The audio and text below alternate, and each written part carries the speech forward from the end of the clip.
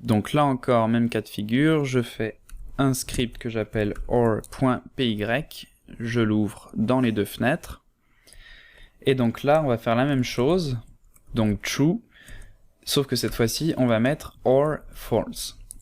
Donc là je sauvegarde et je lance, je vous laisse deviner ce que ça va donner, et le résultat est true. Pourquoi? Puisque là il a juste besoin de l'un ou l'autre pour retourner à une valeur vraie. Donc si au moins un des deux opérateurs est vrai, alors le résultat va être vrai.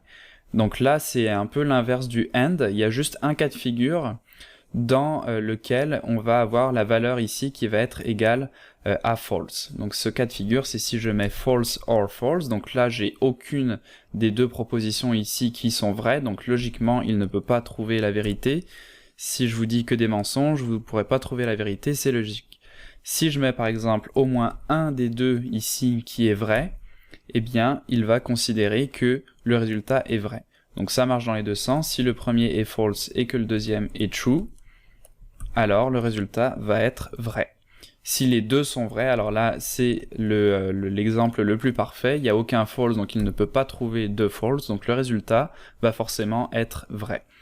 Donc c'est ça la différence avec le AND et le OR, faut vraiment le lire en français un peu si vous voulez, de se dire vrai ou vrai, donc vrai ou vrai, il n'y a pas le choix, c'est forcément vrai. Si on a vrai ou faux, bah là il va, comme je vous disais, tendre vers la vérité, donc s'il y en a au moins un des deux qui est vrai, il va considérer que le résultat est vrai, et si les deux sont faux, bah là forcément le résultat est faux.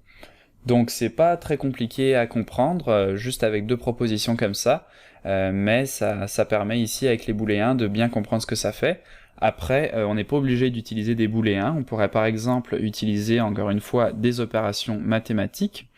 Donc je pourrais lui dire 10 plus 5 égale 15, et cette fois-ci dire or 10 plus 2 égale 12. Donc je vais faire ça, je vais faire un print de cette phrase au complet, de cette ligne de code en fait au complet. Hop.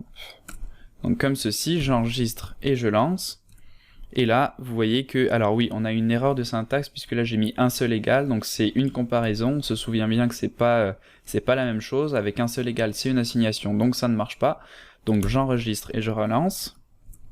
Et là, on a bien true qui s'affiche puisque les deux résultats ici sont vrais.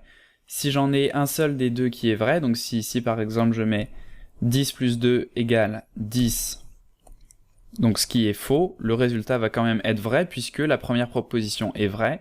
Cependant, si je mets AND, donc avec AND on veut vérifier que toutes les propositions sont vraies, donc là il y en a une qui est fausse, donc logiquement, si je relance le script, le résultat va être faux, puisque AND veut regarder, va regarder les deux côtés, et si les deux côtés sont vrais, il va retourner vrai. S'il y en a un des deux qui est faux, alors il considère que tout est faux.